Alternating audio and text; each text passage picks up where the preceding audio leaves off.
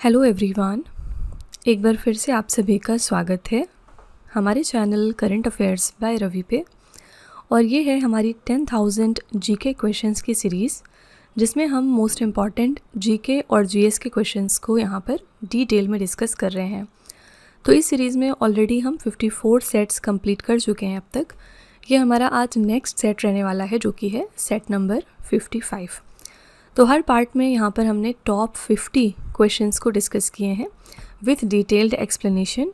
और यहाँ पर हम सिर्फ उन्हीं क्वेश्चंस के बारे में बात कर रहे हैं जो आपके एग्ज़ाम के पर्सपेक्टिव से मोस्ट इम्पॉर्टेंट है और साथ ही वो पिछले एग्ज़ाम्स में पूछे गए हैं। ठीक है, तो फ्रेंड्स विद दिस नोट चलिए हम शुरू कर लेते हैं अपनी आज की क्लास। तो फ्रेंड्स, वीडियो को कंटिन्यू करने से पहले बस यहाँ पर एक छोटी सी इन्फॉर्मेशन है आपके लिए। ये है हमारी 10,000 जीके जीएस का एमसीक्यू बैच और ये टोटली रवि सर के नोट्स हैं। तो अगर आप हमारे इन लेक्चर्स को फ्री में देखना चाहते हैं तो आप हमारे channel current affairs by Ravi को सब्सक्राइब कर सकते हैं। यहाँ पर आपको ये सारे लेक्चर्स फ्री में अवेल हो जाएंगे। लेकिन अगर आप चाहते हैं कि आप इन वीडियोस को एड फ्री होकर देखें तो आप इसके लिए हमारे पेड बैच को ज्वाइन कर सकते हैं, जहाँ पर हम आपको कॉम्बो प्रोवाइड करते हैं रिकॉर्डेड वीडियोस, फ्री पीडीएफ और फ्री अनलिमिटेड टेस्ट का। ठीक है, ये हमारे कुछ फीचर्स हैं पेड बैच के। सबसे पहली बात, आपको डेली क्लास प्रोवाइड की जाएगी एप्लीकेशन पर और ये लेक्चर्स आप एड फ्री होकर देख सकते हैं। डिटेल्ड एक्सप्लेनेशन दिया होगा हर क्वेश्चन का। जीएस के यहाँ पर हम सारे सब्जेक्ट्स को कवर कर रहे हैं, पॉलिटी, इकोनॉमी, ज्योग्राफी, हिस्ट्री, सब कुछ। एग्जाम ओरिएंटेड क्वेश्चंस पर बात होगी सिर्फ और सिर्फ। यहाँ पर हम स्पेशल फोकस रख रहे हैं प्रीवियस ईयर और मोस्ट रिपीटेड क्वेश्चंस के ऊपर। साथ ही ये पूरा कोर्स हम आपको बाईलिंगुअल फॉर्मेट में प्रोवाइड करेंगे, ताकि अगर आप इंग्लिश में कंफर्टेबल हैं या फिर हिंदी में कंफर्टेबल हैं, दोनों ही केसेस में आप इस कोर्स को एंजॉय कर सकते हैं। ठीक है, तो फ्रेंड्स, इसके लिए प्ले स्टोर पर जाकर आप हमारे mobile application Ravi study app को अपने फ़ोन में इंस्टॉल कर सकते हैं। जैसे ही आप इसको इंस्टॉल करेंगे कुछ ऐसा आपको देखने को मिलेगा और आपको यहाँ पे जीके जीएस पेड वीडियो की कैटेगरी में जाना है। यहाँ से आप 10,000 GK GS PYQ MCQ video course का सब्सक्रिप्शन परचेज कर सकते हैं। और जैसे ही आप इसको सब्सक्राइब कर लेंगे तो फिर आपको ऐसा कुछ दिखाई देगा, जहाँ पर आप हर सेट में जाकर यहाँ से वीडियो को देख सकते हैं, यहाँ से आप क्विज को अटेम्प्ट कर सकते हैं और यहाँ से फ्री पीडीएफ को डाउनलोड कर सकते हैं। ठीक है, तो फ्रेंड्स, अपनी प्रिपरेशन को और स्ट्रॉन्ग करने के लिए हमारे इस कोर्स को ज़रूर सब्सक्राइब कर लीजिएगा। क्वेश्चन नंबर 1 है, 2011 की जनगणना के अनुसार भारत की कुल जनसंख्या का कितना प्रतिशत भाग ग्रामीण क्षेत्रों में निवास करता है?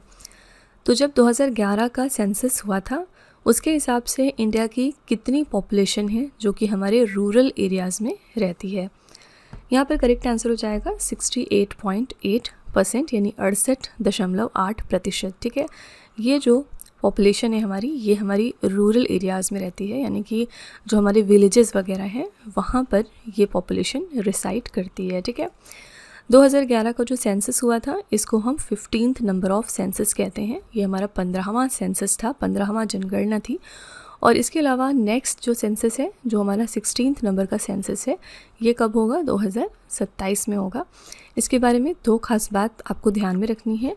16th नंबर की जो सेंसस है, ये हमारी पहली फुली तौर पर डिजिटल सेंसस होने वाली है। ठीक है, ये फर्स्ट फुली डिजिटल सेंसस है। और दूसरी इंपॉर्टेंट बात यह है कि यहाँ पर कास्ट को भी इंक्लूड किया जाएगा। तो पहली बार ये हमारी कास्ट बेस्ड जनगणना होने वाली है 2027 में। ठीक है, तो 16th सेंसस के रिगार्डिंग ये दोनों पॉइंट ध्यान में रखिएगा। नेक्स्ट है, एस बालाचंद्र डैश वादन के लिए प्रसिद्ध है। एस बालाचंद्र किस चीज़ के लिए जाने जाते हैं? कौन से वाद्य यंत्र के लिए ये फेमस है? आंसर हो जाएगा बी ऑप्शन, वीणा। ठीक है, इनका नाम वीणा से जुड़ा हुआ है। वीणा के प्ले करने के लिए जाने जाते हैं। और इम्पॉर्टेंट इसलिए भी हैं क्योंकि इनको पद्म भूषण का अवार्ड मिला था 1982 में। 1982 में इनको इंडिया का one of the prestigious award Padma Bhushan दिया गया था। तो एस बालाचंद्र वीणा से एसोसिएटेड है। क्वेश्चन नंबर 3 है, एक सतह पर चलती हुई गेंद किसका उदाहरण है? एक कोई सरफेस है, अगर यहाँ पर कोई बॉल रोल करती जा रही है तो आपको बताना है कि ये किस चीज़ का एग्जाम्पल है, कौन से फ्रिक्शन का ये एग्जाम्पल है। सबसे पहले फ्रिक्शन से आप क्या समझते हैं? फ्रिक्शन का मतलब एक तरह का रेजिस्टेंस फोर्स होता है जो दो सरफेसेस के बीच में काम करता है। ठीक है, तो अगर बॉल रोल कर रही है किसी सरफेस पे तो हम इसको कहेंगे कि ये रोलिंग फ्रिक्शन है, यानी बेलन घर्षण है। ठीक है, नाम से ही पता चल रहा है अगर बॉल रोल हो रही है तो it is the rolling friction. वैसे अगर हम बात करेंगे तो फ्रिक्शन के 4 टाइप्स होते हैं। पहला यहाँ पर स्लाइडिंग फ्रिक्शन है। स्लाइडिंग मतलब जब कोई ऑब्जेक्ट किसी सरफेस पर स्लाइड कर रहा हो, खिसक रहा हो, तो यहाँ पर स्लाइडिंग फ्रिक्शन वर्क करता है। फ्लूइड फ्रिक्शन लिक्विड के केस में काम करेगा। स्टैटिक फ्रिक्शन कब काम करता है? जब किसी सरफेस पर कोई चीज़ सिर्फ रखी हुई है, दोनों ही पोजीशन जो बॉडीज़ हैं वो रेस्ट में हैं, ठीक है, तब यहाँ पर स्टैटिक फ्रिक्शन काम करता है। और रोलिंग फ्रिक्शन की बात हमने यहाँ पर की कि अगर किसी सरफेस पर कोई चीज़ रोल कर रही है तो वहाँ पर रोलिंग फ्रिक्शन काम करने लगता है, ठीक है। तो ये 4 तरीके आपके फ्रिक्शन हो गए। क्वेश्चन नंबर 4 है, प्रसिद्ध उपन्यास the God of small things किसने लिखी है? The God of small things एक बहुत ही फेमस नॉवेल है अरुंधति रॉय की। डी ऑप्शन करेक्ट हो जाएगा। वैसे भी अरुंधति रॉय की जो भी किताबें आती हैं वो आपके एग्ज़ाम में अक्सर पूछी जाती हैं, तो आपको ध्यान में रखना है। The God of small things नाम की किताब लिखी थी अरुंधति रॉय ने, बहुत ही फेमस ये इनकी नॉवेल थी। अगर हम इनकी कुछ लेटेस्ट किताब के बारे में बात करेंगे तो 2025 में इन्होंने एक किताब लिखी थी जिसका नाम था Mother Mary comes to me. ये जो बुक है इसके बारे में भी एग्ज़ाम में काफ़ी बार पूछा गया पिछले साल, ठीक है। तो ध्यान में रखिएगा, Mother Mary comes to me जो है ये किताब किसकी है? तो 2025 में लिखी गई किताब है ये अरुंधति रॉय के द्वारा, ठीक है। क्वेश्चन नंबर 5 है, निम्नलिखित में से कौन अलाउद्दीन खिलजी के गुलाम सेनापति थे जिसने देवगिरी के रामचंद्र के विरुद्ध युद्ध में उसकी सेना का नेतृत्व किया था? तो सिंपली आपको बताना है अलाउद्दीन खिलजी के स्लेव जनरल का यहाँ पर क्या नाम था। करेक्ट आंसर हो जाएगा मलिक कफूर, बी ऑप्शन, ठीक है। ये स्लेव जनरल हुआ करते थे अलाउद्दीन खिलजी के टाइम पर, और इन्होंने आर्मी को लीड किया था एक वॉर में अगेंस्ट था रामचंद्र ऑफ देवगिरी, ठीक है। बहुत ही लॉयल आप कह सकते हैं कि ये स्लेव जनरल थे अलाउद्दीन खिलजी के। बाद में जाके अलाउद्दीन खिलजी काफ़ी इनके ऊपर ट्रस्ट करते हैं और इनके लिए एक नाम भी बहुत ज़्यादा फेमस है मलिक कफूर के लिए। ये भी क्वेश्चन एग्जाम में कई बार आया है कि 1000 दिनारी के नाम से किसको आप जानते हैं, ठीक है। 1000 दिनारी किसका टाइटल था? तो ये है मलिक कफूर। और क्यों इनका ये नाम पड़ा था? क्योंकि इनको 1000 दिनार के इवज़ जो है ख़रीदा गया था। ये स्लेव थे ना, क्योंकि इस वजह से, ठीक है। तो 1000 दिनारी इनका एक अलग टाइटल है। और इसके अलावा इन्होंने अलाउद्दीन खिलजी की बहुत हेल्प की थी साउथ के जो पार्ट्स हैं वहाँ पर कॉन्क्वेस्ट करने में।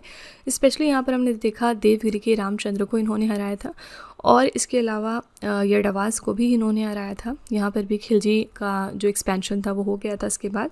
और आप कह सकते हैं जो ककटिया डायनेस्टी है और इसके अलावा होयसाला डायनेस्टी है, तो इन सारी डायनेस्टी को कॉन्कर करने में भी मलिक कफूर का एक अच्छा खासा रोल था। और इसके बाद अलाउद्दीन खिलजी का जो एक्सपेंशन है वो यहाँ तक पहुँच गया था, ठीक है।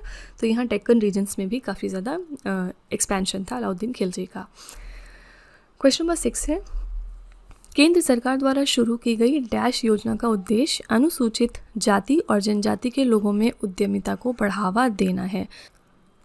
तो कौन सी स्कीम है जिसको सेंट्रल गवर्नमेंट ने लॉन्च किया था, जिसका पर्पस है एंटरप्रेन्योरशिप को प्रमोट करना लोगों में जो कि शेड्यूल्ड कास्ट और शेड्यूल्ड ट्राइब को बिलोंग करते हैं? यहाँ पर करेक्ट आंसर हो जाएगा सी ऑप्शन, भारत उदय योजना, ठीक है। इस योजना को लॉन्च किया था सेंट्रल गवर्नमेंट ने, और इसका पर्पस ये था कि जो हमारे यहाँ पर बैकवर्ड क्लासेस मानी जाती हैं, शेड्यूल्ड कास्ट और शेड्यूल्ड ट्राइब, उनके अंदर एंटरप्रेन्योरशिप नाम की चीज़ को बढ़ावा दिया जाए, जिससे कि वो लोग भी बिजनेस और ये सब में आगे आ सकें, ठीक है। तो यहाँ पर करेक्ट आंसर हो जाएगा सी ऑप्शन, भारत उदय योजना। ऐसी सिमिलर एक और स्कीम लॉन्च की थी प्राइम मिनिस्टर मोदी जी ने, जिसका नाम था PM अजय स्कीम, ठीक है। और इसका फुल फॉर्म क्या था? प्राइम मिनिस्टर अनुसूचित जाति अभ्युदय योजना, ठीक है। ये भी जो योजना है ये भी जो हमारी अनुसूचित जातियाँ होती हैं उनके वेलफेयर के लिए लॉन्च की गई थी। क्वेश्चन नंबर 7 है, रम्हा लघु मसूरी का छोटी माता चिकन पॉक्स से पीड़ित है, ये किस प्रकार की बीमारी होती है?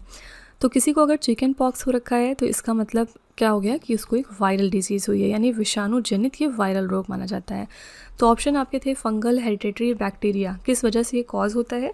तो ध्यान में रखिएगा कि ये एक वायरल डिजीज़ है, यानी ये वायरस की वजह से होती है, ठीक है। तो ऐसे क्वेश्चंस एग्जाम में आते हैं कि पर्टिकुलर बीमारी कैसी बीमारी है, क्या ये फंगल बीमारी है या बैक्टीरियल डिजीज़ है, तो ये भी ध्यान में रखा करिए, ठीक है। चिकन पॉक्स की जो बीमारी है ये एक वायरल डिजीज़ है। क्वेश्चन नंबर 8 है, कौन सा क्षेत्र भारतीय अर्थव्यवस्था की रीढ़ है? ये क्वेश्चन आपको ध्यान से इसलिए पढ़ना था क्योंकि हम अक्सर पढ़ते हैं कि इंडियन इकोनॉमी में 3 तरह के सेक्टर्स होते हैं फर्स्ट ऑफ ऑल, और उसमें जो आपका सर्विस वाला सेक्टर है उसका कंट्रीब्यूशन सबसे ज़्यादा होता है। यानी अब जो है प्रेजेंट के टाइम में सर्विस सेक्टर सबसे ज़्यादा कंट्रीब्यूशन देता है अपना इंडिया की जीडीपी में, ग्रॉस डोमेस्टिक प्रोडक्ट में। लेकिन यहाँ पर बैकबोन पूछी जा रही है, तो बैकबोन की बात करेंगे तो ये है एग्रीकल्चरल सेक्टर, ठीक है। ए ऑप्शन यहाँ पर करेक्ट हो जाएगा।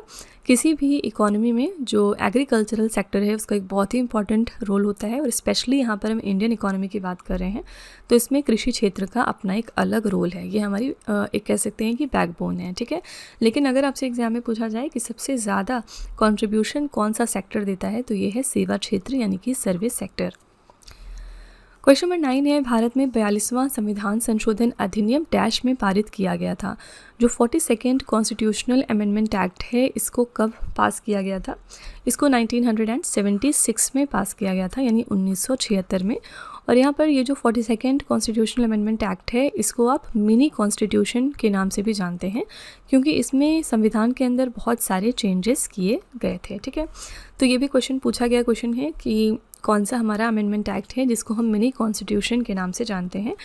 इसके अंतर्गत बहुत सारी चीज़ें हुई थी, जैसे कुछ प्रोमिनेंट चीज़ों की अगर हम बात करें तो फर्स्ट ऑफ ऑल यहाँ पर फंडामेंटल ड्यूटीज़ को ऐड किया गया था। कौन से आर्टिकल के तहत? Article number 51A। कौन सी कमेटी है जिसने रिकमेंडेशन दी थी कि कॉन्स्टिट्यूशन में एक ग्रुप होना चाहिए फंडामेंटल ड्यूटीज़ का? तो ये है स्वरण सिंह कमेटी। ये तीनों ही फैक्ट्स इंपॉर्टेंट हैं आपके एग्ज़ाम के लिए, ठीक है। फिर इसके अलावा यहाँ पर जो हमारा प्रियम्बल होता है उसमें कुछ और वर्ड्स को ऐड किया गया था इसी अमेंडमेंट के तहत। और जो हमारा DPSP है यानी directive principles of state policy, इसमें 3 नए DPSPs को ऐड किया गया था। तो ये कुछ इंपॉर्टेंट चीज़ें हैं, उनमें से सबसे इंपॉर्टेंट ये फंडामेंटल ड्यूटीज़ वाला है। ये अक्सर एग्जाम में क्योंकि पूछा जाता है तो इसको आपको ध्यान में रखना है, ठीक है। अदरवाइज़ ये तीनों ही इंपॉर्टेंट चीज़ें हैं जो 42nd कॉन्स्टिट्यूशनल अमेंडमेंट एक्ट के थ्रू कॉन्स्टिट्यूशन में लाई गई थी। और क्योंकि बहुत सारे चेंजेस किए गए थे इस अमेंडमेंट एक्ट के थ्रू, इस वजह से इसको हम मिनी कॉन्स्टिट्यूशन के नाम से भी जानते हैं। नेक्स्ट है, बराबर गुफाएं निम्नलिखित में से किस राज्य में स्थित हैं? बराबर केव्स कहाँ पर हैं? तो बी से बराबर और बी से बिहार, आप ऐसे करके याद रख सकते हैं। डी ऑप्शन यहाँ पर बिल्कुल करेक्ट हो जाएगा। एग्जाम में पूछ सकते हैं कि बराबर केव्स को कौन सी डायनेस्टी ने बनवाया था? तो मौर्यन डायनेस्टी ने इसको क्रिएट किया था, और ये मानी जाती हैं कि ये oldest surviving rock cut art है, ठीक है। तो यहाँ पर कौन सा एक सेक्ट है जिसको प्रमोट किया गया है? तो ये था आजीविका सेक्ट ऑफ बुद्धिज़्म, ठीक है। तो यहाँ पर आपको बुद्धिज़्म रिलीजन के कुछ अवशेष मिलते हैं, याद रखिएगा। बराबर केव्स कहाँ पर हैं? तो बिहार राज्य में है। और कौन सी डायनेस्टी है जिसने इसको बनवाया था? तो मौर्यन डायनेस्टी ने, ठीक है। क्वेश्चन नंबर 11 है, भारतीय संविधान का कौन सा मौलिक अधिकार मानव तस्करी को प्रतिबंधित करता है? तो इंडियन कॉन्स्टिट्यूशन का कौन सा फंडामेंटल राइट है जो कि ह्यूमन ट्रैफिकिंग को प्रोहिबिट करता है? ये हो जाएगा शोषण के खिलाफ अधिकार, यानी कि राइट अगेंस्ट एक्सप्लॉयटेशन, ठीक है। ये किस आर्टिकल में आता है? Article number 23 and article number 24 बात करता है राइट अगेंस्ट एक्सप्लॉयटेशन के मामले में, ठीक है। तो ये भी हमारा एक इम्पॉर्टेंट फंडामेंटल राइट हुआ। कई बार एग्जाम में पूछा गया है कि राइट अगेंस्ट एक्सप्लॉयटेशन जो है वो कौन सी आर्टिकल्स को कवर करता है? तो आर्टिकल नंबर 23 एंड 24 को, ओके। नेक्स्ट है, निम्नलिखित में से किसने विधवा पुनर्विवाह के समर्थन में 1878 में राजमुंदरी सामाजिक सुधार संघ की स्थापना की थी? तो इनमें से कौन है जिन्होंने राजमुंदरी सोशल रिफॉर्म एसोसिएशन को फाउंड किया था 1878 में? पर्पस क्या था? Window remarriage. यहाँ पर आंसर हो जाएगा डी ऑप्शन, वीर सलिंगम पंतुलू, ठीक है। डी ऑप्शन यहाँ पर बिल्कुल करेक्ट है। और यहाँ पर ये आंध्र प्रदेश राज्य को बिलोंग करते थे, और आंध्र प्रदेश में ही इन्होंने इस एसोसिएशन की शुरुआत भी की थी। याद रखिएगा, इनको एक इम्पॉर्टेंट टाइटल दिया गया था, और वो क्या है? Father of renaissance movement in Telugu, ठीक है। ये इनका एक टाइटल था। लेकिन अगर आपसे पूछा जाए कि फादर ऑफ इंडियन रेनेसेंस कौन है, तो ये अलग हैं, ठीक है। फादर ऑफ इंडियन रेनेसेंस का टाइटल किसको मिला था? ये मिला था राजा राम मोहन रॉय जी को। लेकिन father of renaissance movement in Telugu पूछा जाएगा तो ये हो जाएंगे वीर सलिंगम पंतुलू, ठीक है। D option. नेक्स्ट है, सत्रिया नृत्य किस राज्य से संबंधित है? सत्रिया डांस कहाँ का है? आंसर हो जाएगा बी ऑप्शन, असम राज्य का। असम राज्य का ये एक बहुत ही फेमस डांस होता है। डांस के मामले में कुछ क्लासिकल डांसेस हैं जो आपको बिल्कुल रटे होने चाहिए, जैसे कि कथकली हो गया, कथकली, और इसके अलावा मोहिनी अट्टम। ये दोनों डांसेस आपके कौन से राज्य के हैं? तो ये दोनों डांसेस केरला राज्य के हैं। क्वेश्चन नंबर 14 है, भारत में वो कौन से 2 सामाजिक समूह हैं जो गरीबी के प्रति सबसे अधिक संवेदनशील हैं? दो सोशल ग्रुप्स कौन से हैं इंडिया के अंदर जो सबसे ज़्यादा वल्नरेबल हैं टू द पावर्टी? आंसर यहाँ पर हो जाएगा अनुसूचित जनजातियाँ और अनुसूचित जातियाँ, ठीक है, scheduled tribes and scheduled caste. इनके बारे में हमारे संविधान में कौन सा अनुच्छेद है जो बात करता है? तो article number 341 and article number 342। 341 और 42 जो आर्टिकल्स हैं संविधान में वो बात करते हैं शेड्यूल्ड ट्राइब्स और शेड्यूल्ड कास्ट के बारे में। नेक्स्ट है 2030 के राष्ट्रमंडल खेलों के लिए किस शहर को मेज़बान शहर के रूप में अनुशंसित किया गया है? कौन सी सिटी है जिसको चूज़ किया गया है 2030 के कॉमनवेल्थ गेम्स के लिए? यहाँ पर आंसर है सी ऑप्शन, अहमदाबाद, ठीक है। अहमदाबाद में ये इवेंट होगा और कॉमनवेल्थ गेम्स जो हैं ये अपने आप को हर 4 साल पर रिपीट करते हैं। 2026 के अंदर अगर हम बात करेंगे कि ये इवेंट कहाँ पर होगा तो ये होगा स्कॉटलैंड के ग्लासगो शहर में, ठीक है। तो 2026 के लिए स्कॉटलैंड इसके लिए वेन्यू है और 2030 के कॉमनवेल्थ गेम्स के लिए अहमदाबाद जो है वो वेन्यू रहेगा। नेक्स्ट है निम्नलिखित में से क्या मृदा के रंग गठन, रासायनिक गुणधर्म, खनिज मात्रा और पारगम्यता को निर्धारित करता है? तो इनमें से कौन सी चीज़ है जो डिटरमाइन करेगा colour, texture, chemical properties, mineral content, quantity and permeability of soil? ये चीज़ डिसाइड करती है पेरेंट रॉक यानी कि जनक शैल, जहाँ से वो सॉइल ओरिजिनेट हुई है जिस रॉक से, वो चीज़ डिसाइड करती है ये सारी चीज़ें किसी भी मृदा के अंदर, ठीक है। नेक्स्ट है भारतीय रेलवे का राष्ट्रीयकरण किस वर्ष में किया गया था? इंडियन रेलवेज का नेशनलाइजेशन हो गया था 1951 में, ठीक है। दो इंपॉर्टेंट बॉडीज़ हैं जिनका नेशनलाइजेशन बहुत ज़्यादा पूछा जाता है एग्जाम में। एक हो गया इंडियन रेलवेज, दूसरा हो गया आपकी सेंट्रल बैंक। वैसे तो हमारी सेंट्रल बैंक की स्थापना 1935 में हुई थी, लेकिन बाद में जाके रिजर्व बैंक ऑफ इंडिया का नेशनलाइजेशन हो गया था 1949 में। तो इन दोनों चीज़ों का नेशनलाइजेशन आपके एग्जाम में अक्सर पूछा जाता है। नेक्स्ट है मांडू उत्सव भारत के किस राज्य से संबंधित है? मांडू फेस्टिवल इंडिया के कौन से राज्य में मनाया जाता है? यहाँ पर आंसर हो जाएगा डी ऑप्शन, गोवा राज्य में, ठीक है। तो गोवा राज्य में मांडू फेस्टिवल बहुत ही धूमधाम से ये मनाते हैं। यहाँ पर ऑप्शन में झारखंड है। झारखंड में एक फेमस त्यौहार मनाया जाता है और इसका नाम है सरहुल, ठीक है। इसी तरह से तमिलनाडु में एक त्यौहार मनाते हैं जिसका नाम है जल्लीकट्टू, जो पिछले दिनों मनाया भी गया और ये आपका करंट अफेयर्स का इसलिए हिस्सा है, ठीक है। तो जो भी कोई फेमस ऐसे डांसेस होंगे अलग अलग राज्यों के, वो आपको ध्यान में रखने पड़ेंगे, ऐसे क्वेश्चन एग्जाम में क्योंकि आते हैं। क्वेश्चन नंबर 19 है निम्नलिखित में से कौन ब्रिटिश भारत में नील की खेती की प्रणाली थी? तो कौन से सिस्टम के तहत इंडिगो को कल्टीवेट किया गया इंडिया में ब्रिटिश इंडिया के टाइम पर? यहाँ पर आंसर हो जाएगा पर्सनल सिस्टम के तहत, यानी निज सिस्टम जिसको कहा जाता है, ठीक है। तो इसमें क्या होता था, कोई भी इंडिविजुअल इंसान अपने खेत में खुद इंडिगो का कल्टीवेशन करवाता था या करता था और इसके लिए वो डायरेक्टली रिस्पॉन्सिबल होता था, डायरेक्टली उसकी ओनरशिप होती थी। वो डिसाइड करता था कितने वर्कर्स काम करेंगे और कैसे ये पूरी खेती होने वाली है, ठीक है। तो ये पर्सनल सिस्टम की इंडिगो कल्टीवेशन होती थी ब्रिटिश इंडिया में। नेक्स्ट है किस प्रकार की चट्टान को जैविक अवसादी चट्टान माना जा सकता है? इनमें से कौन सी रॉक है जिसको हम ऑर्गेनिक सेडिमेंट्री रॉक कह सकते हैं? तो फर्स्ट ऑफ ऑल रॉक्स जो हैं आपकी वो 3 कैटेगरीज में डिवाइडेड होती हैं। पहली हो गई आपकी सेडिमेंट्री रॉक, दूसरी यहाँ पर है इग्नियस रॉक और तीसरी यहाँ पर है मेटामॉर्फस रॉक, ठीक है।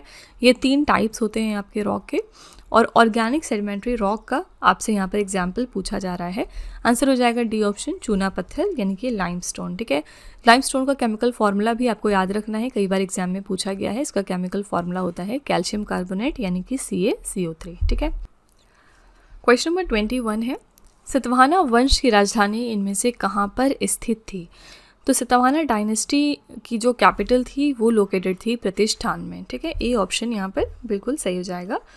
तो यहाँ पर जो सतवाहना डायनेस्टी है इनके फाउंडर का नाम याद रखिएगा। इनके फाउंडर कौन थे? ये हैं सिमुका, इन्होंने फाउंड की थी इस डायनेस्टी को और ज़्यादातर ये बुद्धिज़्म को कहीं ना कहीं प्रीच करने की कोशिश करते थे। ज़्यादातर ये आपको मिलेंगे डेक्कन एरियाज़ में, जैसे कि आंध्र प्रदेश हो गया, तेलंगाना हो गया और महाराष्ट्र जैसे राज्य, ठीक है। यहाँ पर आप अभी भी सतवाहना डायनेस्टी के अवशेष देख सकते हैं। क्वेश्चन नंबर 22 है भारत की पहली विश्व कप विजेता क्रिकेट टीम के कप्तान कौन थे? हमने क्वेश्चन अभी 2-3 दिन पहले देखा था कि इंडिया ने फर्स्ट टाइम कब वर्ल्ड कप जीता था, तो 1983 में, 1983 में। किस टीम के खिलाफ? तो वेस्ट इंडीज़ के टीम के खिलाफ, ठीक है। और यहाँ पर हमारे कप्तान थे Kapil Dev, B option correct हो जाएगा। फ्रेंड्स, अगर आप हमारे पुराने लेक्चर्स अच्छे तरीके से कवर कर रहे हैं तो आप इन क्वेश्चंस को आसानी से आंसर कर सकते हैं, क्योंकि बहुत सारे क्वेश्चंस रिपीटेडली पूछे जाते हैं घुमा फिरा के। ये क्वेश्चन हमने आई थिंक 3 बार किया है अब तक, ठीक है। तो हर बार अलग अलग अंदाज में आपसे पूछा जाता है, लेकिन आंसर आपको पता होना चाहिए। बी ऑप्शन यहाँ पर करेक्ट है। 1983 में फर्स्ट वर्ल्ड कप हमने जीता था और इसके लिए कप्तान थे मिस्टर कपिल देव। नेक्स्ट है, कोशिका के केंद्रक की खोज किसने की है? तो सेल के न्यूक्लियस की डिस्कवरी की थी रॉबर्ट ब्राउन ने। बी ऑप्शन करेक्ट हो जाएगा। इन्होंने कॉन्सेप्ट दिया था कि सेल के अंदर एक न्यूक्लियस होता है जिसके अंदर आपके प्रोटॉन्स और न्यूट्रॉन्स मौजूद होते हैं, ठीक है। तो ये कॉन्सेप्ट किसने निकाला था? रॉबर्ट ब्राउन ने। ओके, यहाँ पर ऑप्शन में लुइस पाश्चर हैं। ये किस लिए जाने जाते हैं? पाश्चराइजेशन प्रोसेस के लिए, यानी आप बॉईल करके जो बैक्टीरियाज को किल करते हैं उस प्रोसेस को पाश्चराइजेशन कहा जाता है। रॉबर्ट हुक का नाम भी है यहाँ पर। उन्होंने पहली बार सेल वर्ड को कॉइन किया था, यानी इन्होंने सेल शब्द को ईजाद किया था, ठीक है। तो इनके नाम भी थोड़े से ध्यान में रखिएगा। नेक्स्ट है, प्रथम आईसीसी पुरुष क्रिकेट विश्व कप किस वर्ष में खेला गया था? तो पहला ये ICC men's cricket world cup है जो कि कब खेला गया था? तो आंसर हो जाएगा 1975 में। डी ऑप्शन यहाँ पर बिल्कुल करेक्ट हो जाएगा। इसमें विनिंग टीम कौन सी थी? तो वेस्ट इंडीज़। और इन्होंने किसको हराया था फाइनल्स में? इन्होंने ऑस्ट्रेलिया की टीम को हराया था। तो ये पहला ICC men's cricket world cup था जो कि 1975 में हुआ था। नेक्स्ट है, बेसी पुरस्कार किस देश में दिया जाने वाला एक नृत्य पुरस्कार है? तो बेसी अवार्ड एक डांस अवार्ड है यूएसए का। डी ऑप्शन यहाँ पर बिल्कुल करेक्ट हो जाएगा। अगला है, टीपू सुल्तान को किस नाम से जाना जाता था? टीपू सुल्तान को एक टाइटल दिया गया था जो कि है मैसूर के टाइगर, ठीक है। इनको मैसूर टाइगर कहा जाता था। और टीपू सुल्तान का फुल नाम क्या था? बहुत कम लोगों को पता होता है। इनका नाम था सुल्तान फतेह अली साहब टीपू। ये इनका पूरा नाम हुआ करता था, ठीक है। और ये राज शासन में कब आए थे? तो 1782 से लेकर 1799 तक इन्होंने शासन किया था मैसूर में। और बहुत ही ब्रेव थे और इनका एक बहुत ही फेमस एक कोट भी जारी हुआ था जो अब तक जाना जाता है इनके। इन्होंने कहा था कि जयकाल्स की तरह 100 दिन जीने से अच्छा है कि शेर की तरह एक दिन जियो, ठीक है। तो ये इनका एक टाइटल था जो बहुत फेमस हुआ था। नेक्स्ट है, वस्तुओं के आयात और निर्यात पर लगाया गया कर डैश के रूप में हम जानते हैं। तो ऐसा टैक्स जो कि गुड्स के ऊपर लगता है, गुड्स के इंपोर्ट और एक्सपोर्ट पर, उसको हम क्या कहते हैं? तो उसका नाम होता है आपका कस्टम ड्यूटी, यानी कि सीमा शुल्क, ठीक है।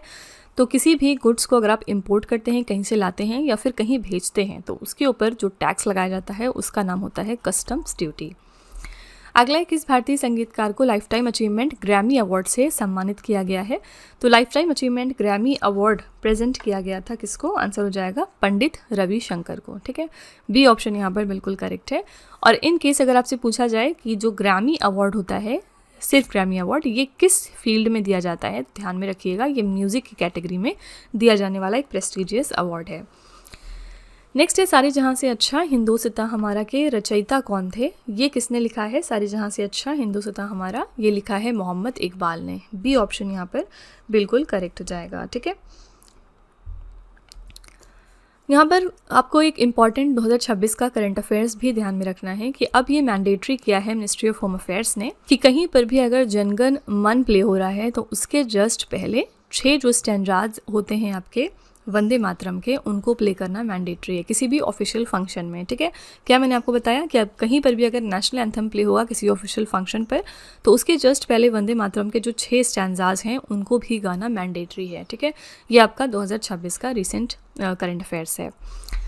क्वेश्चन नंबर 30 है, कालबेलिया किस राज्य का एक सपेरा लोक नृत्य है? तो Kalbelia is a snake charmer folk dance of which Indian state? Answer हो जाएगा सी ऑप्शन, राजस्थान। पंजाब के रिगार्डिंग हमने कल पढ़ा था कि यहाँ पर एक बहुत ही कौन सा फेमस डांस होता है, ये है भांगड़ा डांस। और इसमें हमने ये भी बात करी थी कि अगर भांगड़ा डांस फीमेल्स कवर करती हैं तो उसको क्या कहा जाएगा? उसको नाम दिया जाएगा गिद्दा, ठीक है।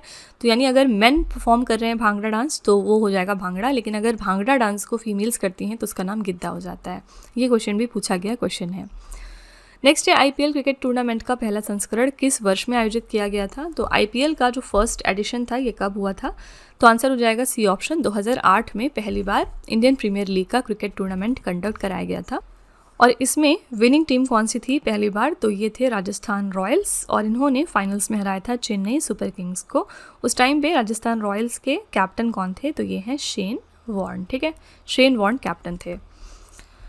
अगला निम्नलिखित में से कौन शनि ग्रह का सबसे बड़ा चंद्रमा है? तो प्लैनेट सैटर्न का लार्जेस्ट मून जो है उसका नाम है टाइटन, ठीक है। ऐसे भी याद रखिएगा इन जनरल कि सैटर्न के पास सबसे ज़्यादा इनके खुद के सैटेलाइट्स यानी कि मून्स मौजूद हैं और इनका जो सबसे बड़ा मून है वो है टाइटन।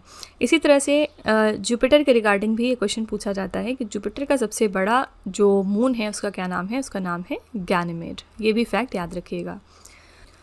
क्वेश्चन नंबर 33 है, निम्नलिखित में से किस संवैधानिक संशोधन ने भारत में गुड्स एवं सर्विसेज टैक्स को ऐड किया? तो goods and services tax India के अंदर इंक्लूड हुआ था under the 101st amendment act यानी 101वें संशोधन के तहत, ठीक है। ए ऑप्शन यहाँ पर बिल्कुल करेक्ट हो जाएगा।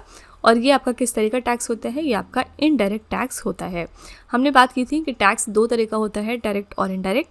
डायरेक्ट टैक्स जो है वो खुद जो दे रहा है पेयर वो डायरेक्टली गवर्नमेंट को देता है, लेकिन इनडायरेक्ट टैक्स में कंज्यूमर पहले रिटेलर को देता है और फिर रिटेलर आगे जो है वो गवर्नमेंट तक पहुंचाता है, ठीक है। तो ये हमारा एक इनडायरेक्ट टैक्स है। नेक्स्ट है राज्यसभा का सभापति कौन होता है? तो राज्यसभा के चेयरमैन होते हैं हमारे उपराष्ट्रपति।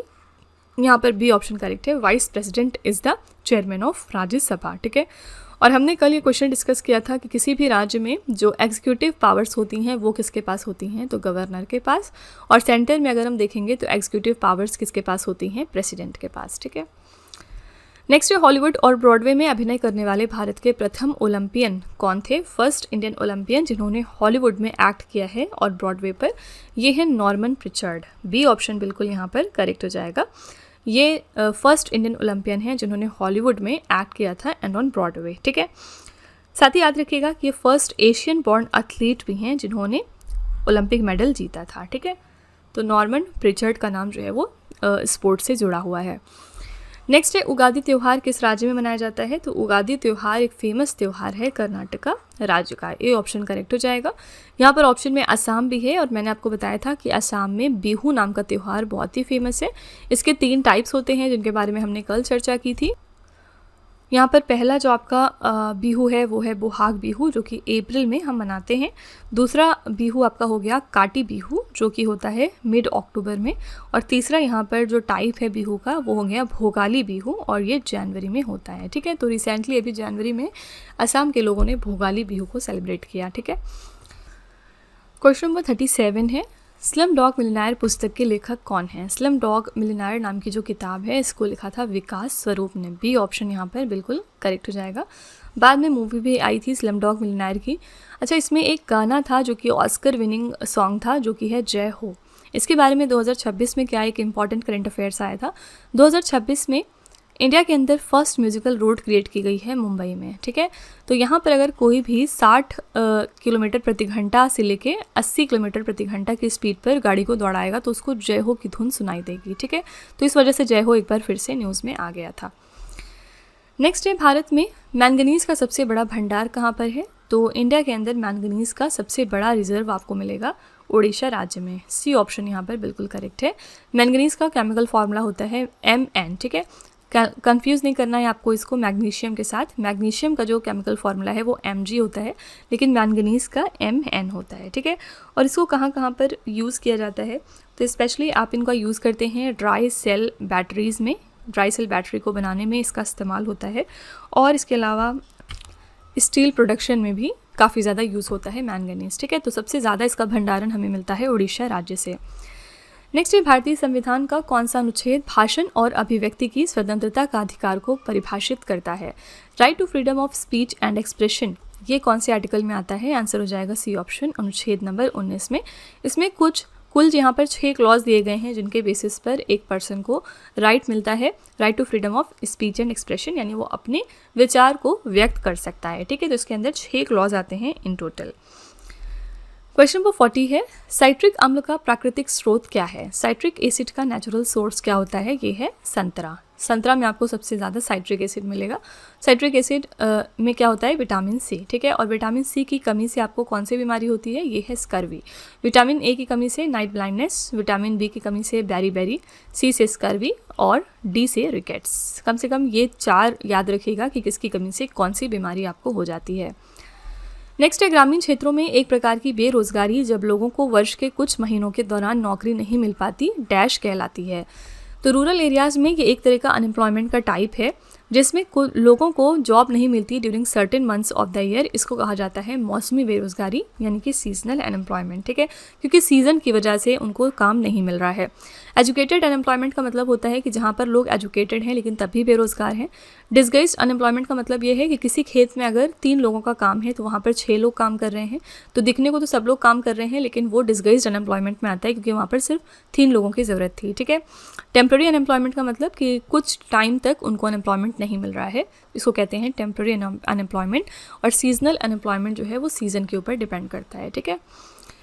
नेक्स्ट है पदार्थ की 5वीं अवस्था क्या है, तो 5th स्टेट ऑफ मैटर कौन सा होता है, ये है बोस-आइंस्टीन संघनित, ठीक है। बी ऑप्शन यहाँ पर बिल्कुल करेक्ट हो जाएगा।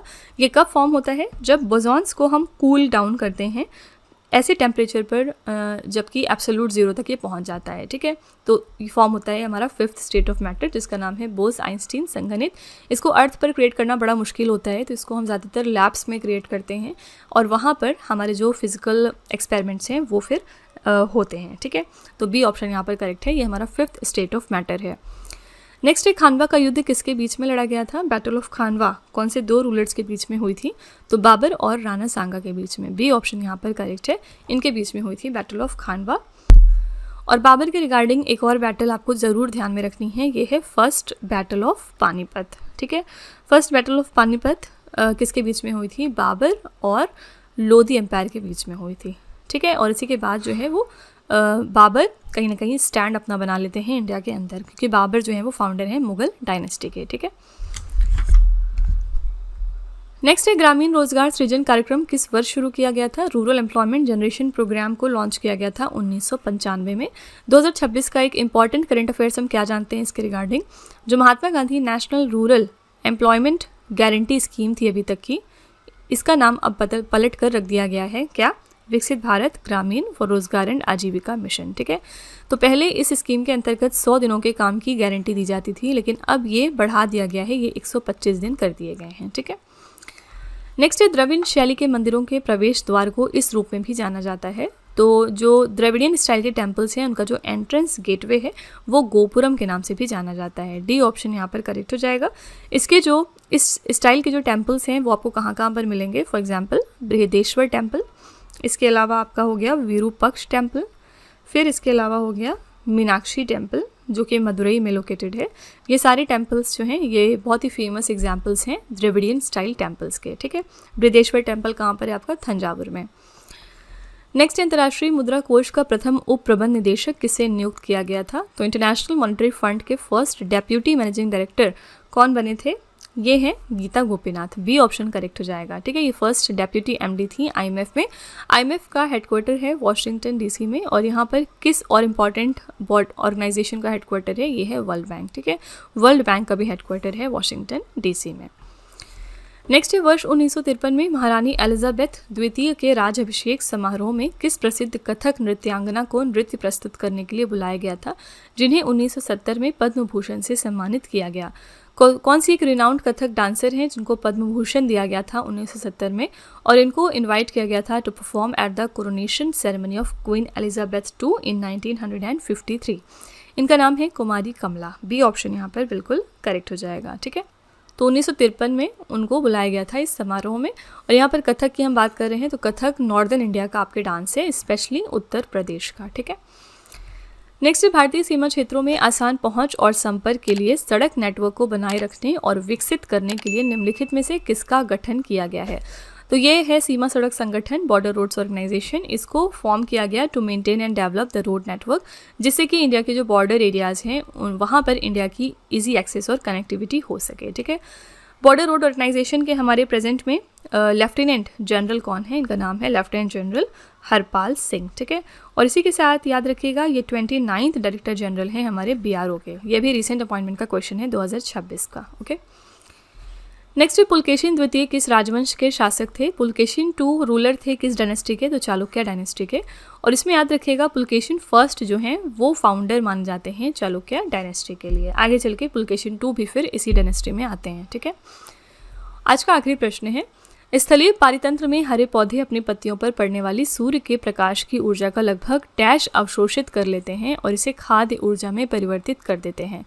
तो टेरेस्ट्रियल इकोसिस्टम में जो लाइट पड़ती है ग्रीन प्लांट्स के ऊपर सोलर एनर्जी की, तो उसका कितना प्रतिशत वो अपने फूड एनर्जी में कन्वर्ट करते हैं, तो ये सिर्फ 1% करते हैं। ठीक है, डी ऑप्शन यहाँ पर करेक्ट हो जाएगा।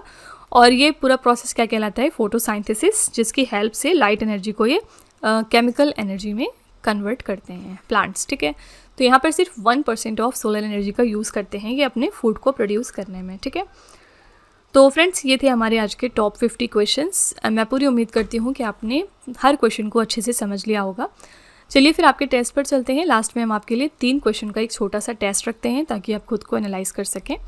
आज का पहला प्रश्न है, भारत में 42वां संविधान संशोधन अधिनियम डैश में पारित किया गया था।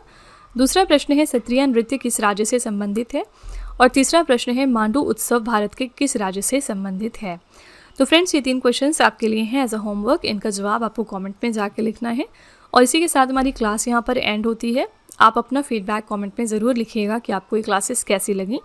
और इन केस अगर आपको लगता है कि आपकी नॉलेज में इससे इम्प्रूवमेंट हो रहा है तो प्लीज़ एक छोटा सा रिव्यू ज़रूर डाल दीजिएगा हमारे कमेंट में, जिससे कि जो हमारे दूसरे व्यूवर्स हैं उन्हें भी हमारे ऊपर ट्रस्ट करने में आसानी हो सके। तो फ्रेंड्स इसी तरह के बेस्ट क्वालिटी कंटेंट और अच्छी प्रिपरेशन के लिए आप हमारे चैनल के साथ जुड़े रहिए। मिलते हैं अगली क्लास में। Till then stay tuned. Thank you so much for watching.